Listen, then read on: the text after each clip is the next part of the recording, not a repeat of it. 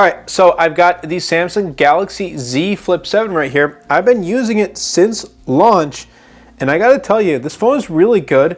And now that we're heading into 2026, I've been able to use it for an extensive period of time. And because I was able to attend the Samsung Galaxy Unpacked event, and again, huge thanks to Samsung for sending me out. It was a first experience for me and a great one at that as well. So huge shout out, huge thanks to Samsung for sending me out.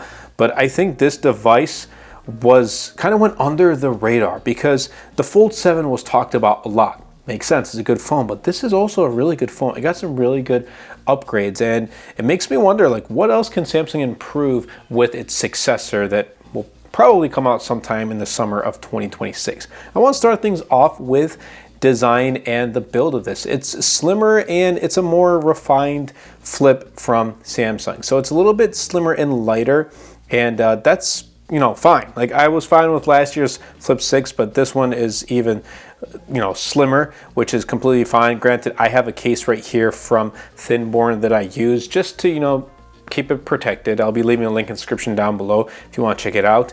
It's also, you know, it doesn't add too much bulk to it. It's minimal, clean, and it gives MagSafe support. They are not sponsoring the channel, but I've been using their cases for well over, you know, 2 years now. They've been great. But anyway, compared to its predecessor, it's the thinner profile and a slightly wider frame. Makes it easier to grip and more pocket friendly, essentially. Now with the build materials, it does have a new refined hinge, and the new Armor Flex hinge feels solid and more durable, and that kind of reduces the wobble when it's flipped open and closed. So yeah, there you go. It just feels really reliable and really sturdy too. After months of using this, there's no hinge looseness, no creaking, no structural problems on my end. I think overall the build quality is really good. I think Flip 7 nails the premium compact flip phone concept with notable improvements in the ergonomics and build. You're also going to notice a decrease in the crease. So it's not as evident as it was with its predecessors. You know, it's still there when you shine it at certain angles, but it's been much, much improved. And I think you will definitely appreciate it, especially once you start getting to use it every single day. Now let's get to the displays, because this is where we do see some improvements. With the main inner display right here, as you see, you got 6.9-inch dynamic AMOLED display up to 120 Hz refresh rate, and it's been widened up just a little bit. So it feels more like a conventional smartphone, whereas if you remember with past flips, they were really tall and thin. This one feels ever so slightly more like a regular smartphone. In fact, it is pretty close to the Galaxy S25 Plus, but the cover display is absolutely great. We're getting what they call the flex window. The 4.1-inch AMOLED display also has that refresh rate adaptive display depending on the usage. And I gotta tell you, actually using this for games is doable. It's not practical by any means. Like, Call of Duty on this is definitely not practical, but it's doable. And YouTube, honestly, is more doable than practical. Like, well, it's practical, but it's also doable. Like, it makes sense in some circumstances. So for me, for example, the way it works is, like, let's say a lot of times I'm working on the go and I just want to have a video running in the background. Like, I don't necessarily need to have it open so I can watch it, but just kind of running, and periodically I'll kind of glance over and watch the video, especially if it's a video I already watched or if it's like a video podcast. And this does just that. And because you're using the smaller display, it's going to eat up less battery too, which is a plus. So I do appreciate it. But yeah, you can use this for pretty much everything. It is absolutely great. It does wrap around the cameras, which I will get to in a moment. But the main screen, the inner main screen, really feels close to a conventional smartphone. I think it's very bright, gets vibrant, it's good for video, good for browsing, social media, and even, you know, multitasking. The larger cover display, it makes those quick interactions like notifications, music controls, quick replies more practical and usable. After months of using this, I haven't noticed any burn-in or weird panel issues. Both screens on this remain sharp and responsive.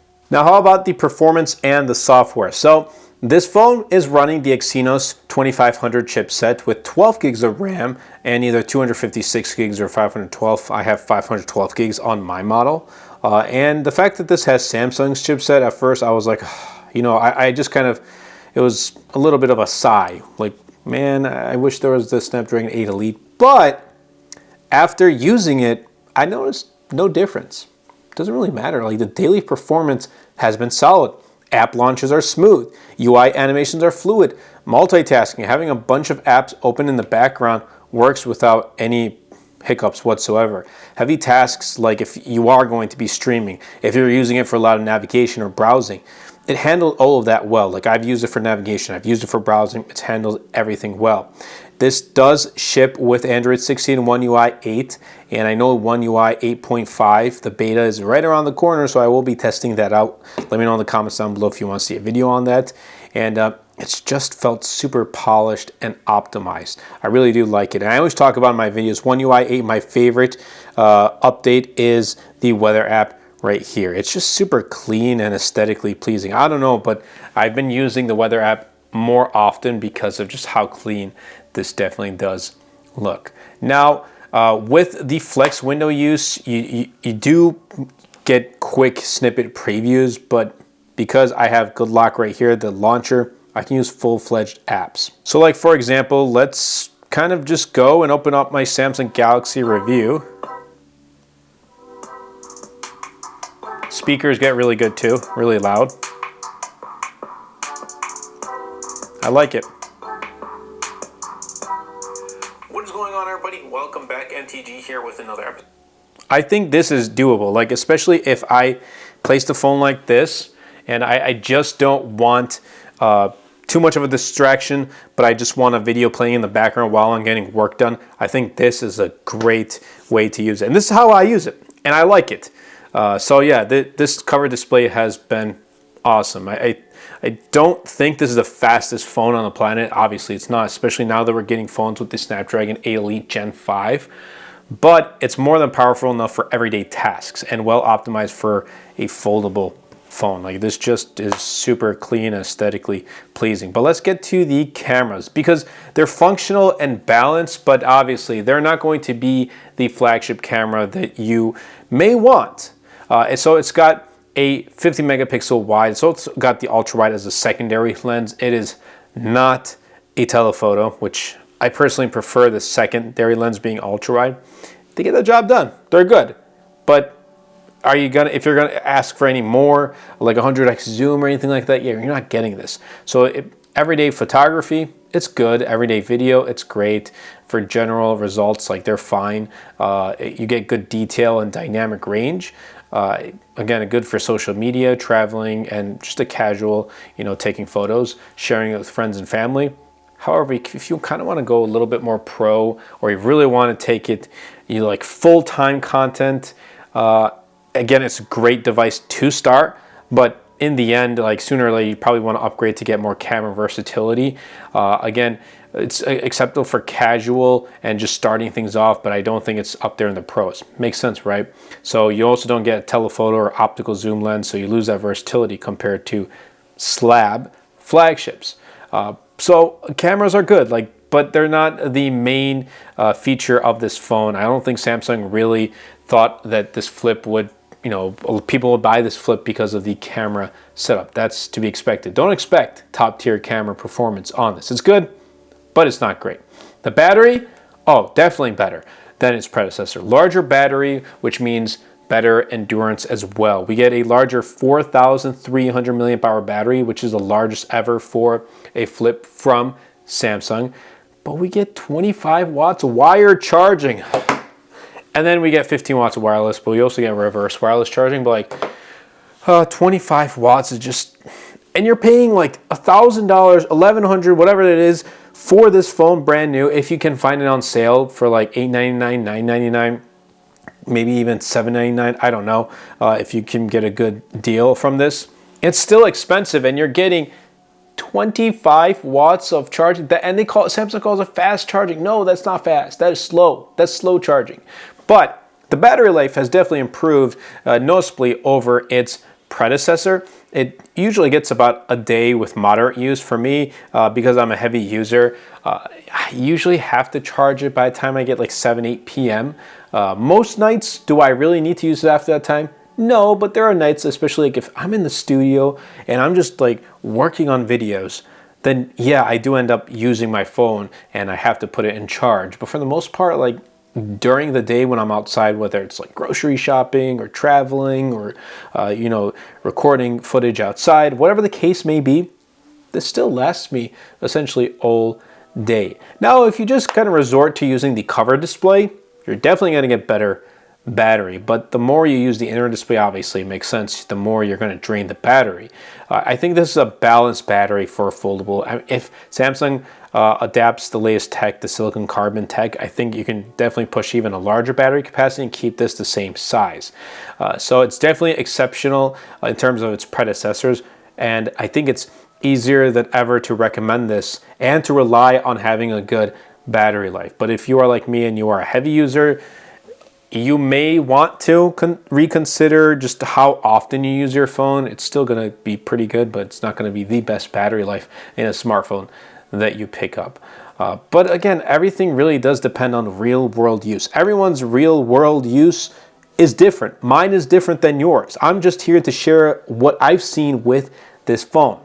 And if you don't use your phone as often as I do, then I think this phone is going to be great for you. If you don't care about the cameras, this is going to be great for you. But I want to talk about what's aged well heading into 2026 with this. I think the build quality and the hinge durability is great. It's still solid after months of use. The main and the cover displays, there hasn't been any noticeable degradation. The overall usability, I think the performance has remained snappy, continues to, and there's a stable software support. 7 years of software updates.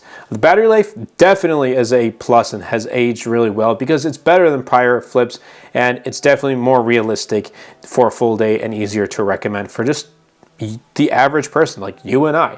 And you may think, oh, well, you're not the average person. You are in the tech space. Like you need to have the latest and greatest. No, I can get along with having just a regular smartphone. Obviously, you end up using smartphones with more features because I end up using them for my work as well. But I always tell myself, like, if I was not in this tech space or anything like tech industry, reviewing tech, I'd probably be holding on to like an older Samsung phone from like 3-4 years ago. In fact, I probably would have still kept my OnePlus 7 Pro from 2019. Maybe not until 2025 because there was no software support, but I would have kept that going for 2-3 years rather than switching from my 7 Pro to the OnePlus 8T when that released about a year and a half later. But anyway, what still feels like trade-offs and weaknesses with this phone, some things that I've noticed: the camera.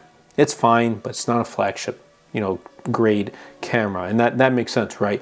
You're not getting the greatest zoom or telephoto. Again, limited photography versatility, and some may consider a fold as a weakness. It is more delicate than standard glass. You still have to be mindful with this. And then the charging speeds, like, it's not fast. Samsung calls this fast charging. 25 watts is not fast, Samsung. Please change it to at least 45 watts. But if you are in the market looking for this flip, honestly, I think it's a great device. If you can get past the slow charging and camera's not a priority, this is going to be a great phone for you. I think it remains one of the best flip style foldables on the market, especially in the US. I actually don't know any other one other than Motorola here that makes a flip style. We've heard rumors of Pixel releasing one and iPhone releasing one, but they have not come into fruition, so those are just, rumors as of right now. It balances, though. This Z Flip 7 balances compactness, practicality. It's got good specs, and everyday usability has been better than any previous flip. Now, it's not perfect by any means. I don't think there's any perfect phone. But if you prioritize portability and convenience over like having the best of the best performance, this is hard to beat. I think, there is, for the right user, essentially, the commuter, the minimalist, fan of foldables, whatever it is, I think this Flip 7 is going to make sense, even going into 2026. Simply, this device proves that foldables can be practical daily drivers and not just a concept and not just tech toys. Like, yeah, I usually talk about, wow, I got a new toy in the studio, which is a new phone, right? But this is still a practical daily driver that many can use. But I hope you guys did enjoy this video. If you did, definitely be sure to superman that like button, comment down below, and best of all, share this video because it really does help out the channel out a lot. It will help push my content out to more people. Definitely be sure to check out my latest wallpaper pack right here. It is called Lava Float. Links will be in the description down below as it goes a long way in helping out the channel. That's been it for me. I hope you guys did enjoy. I'll catch you all in the next episode.